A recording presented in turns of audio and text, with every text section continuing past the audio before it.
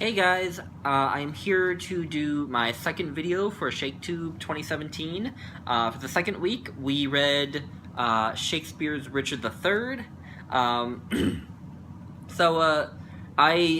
this actually Sunday night. I just finished reading everything I read. I was just enjoying the play so much that I just went on and read it, and then I read what Harold Bloom had to say, and yeah, so here I am.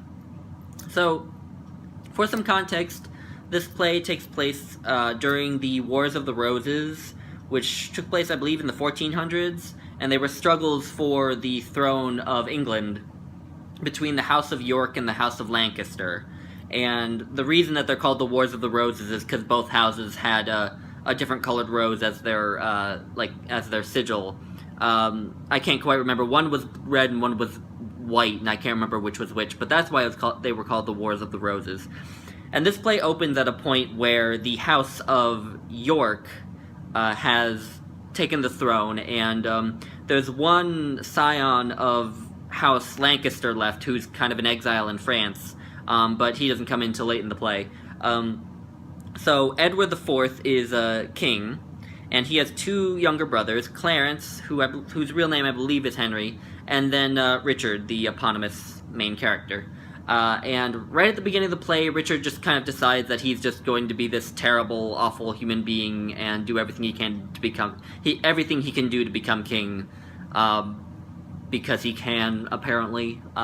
He doesn't give much motive for. I mean, I guess he says, I'm ugly, so I'm resentful that people think I'm ugly, and that is sort of a weak motivation. But anyway, it goes from there, and it's basically just him going through murder after murder, scheme after scheme, deceit after deceit to become king, and then we see his bloody rise and then his bloody fall.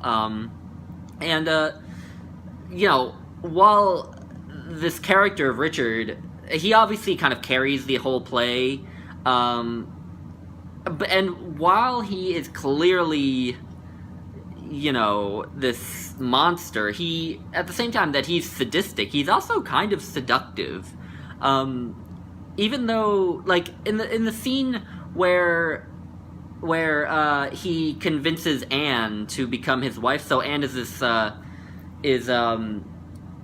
from the House of Lancaster, and Richard had killed her, I believe her father and her husband in battle, in the last installment of the Wars of the Roses that happened, and she's grieving, and he convinces her to become his wife through clever deceit and just kind of charm.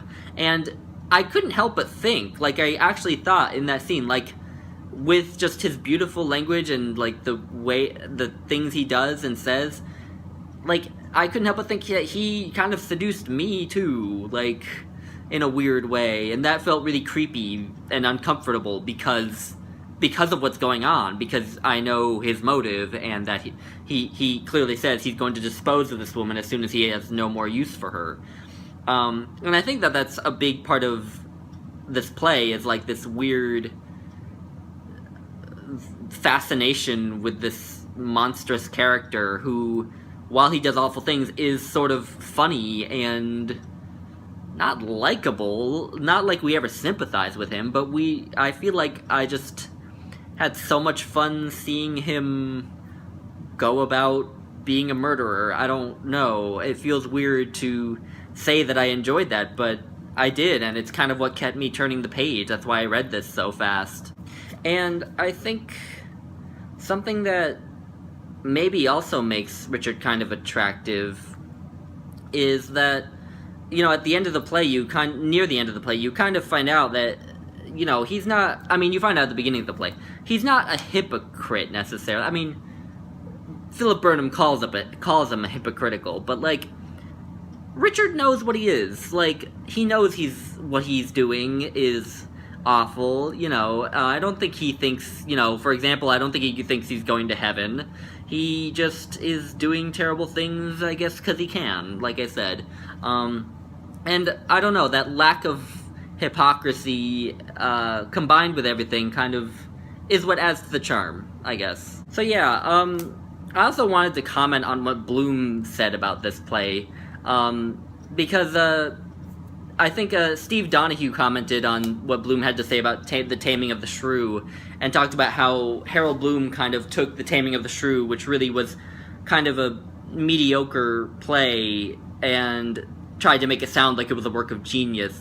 And the funny thing is that with this play, I feel like I loved this play, and then Bloom spent the whole chapter basically trashing the play.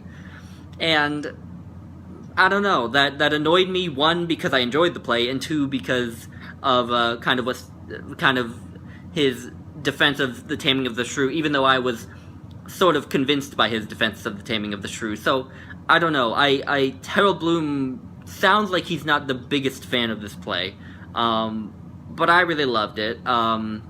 So, anyway, if I go on, I'll start repeating myself and just become stereotypical. So, for next week, we will be reading Romeo and Juliet, which I'm a bit apprehensive about, because basically when I read it when I was young, I read it when I was, probably 15 for school, and most of what I did was make fun of it, and it's made fun of a lot, I think, at least by young people, so I'm a bit apprehensive, but mainly I'm apprehensive about whether I'll like it or not. I hope I do, but we'll see. I definitely feel like after this second play that I'm getting the hang of Shakespeare a bit more.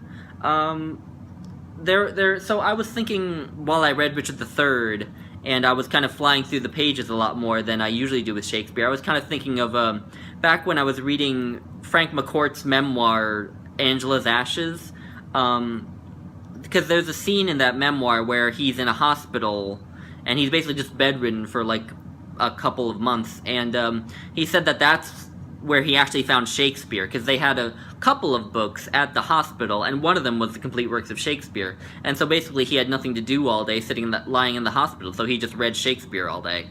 And I remember thinking, I remember thinking at the time, like, I feel like I couldn't possibly spend all day reading Shakespeare, like, it would be too hard, or I would get bored, but, like, after reading 2 plays so far and getting a bit more confidence with the language, and also seeing that Shakespeare can just genuinely entertain me, I mean, I feel like I could spend all day reading Shakespeare. I'm probably not going to anytime soon because I have school, but yeah, hopefully that is reinforced throughout this ShakeTube and culminates at the end. But we'll see. So, thank you guys. Bye.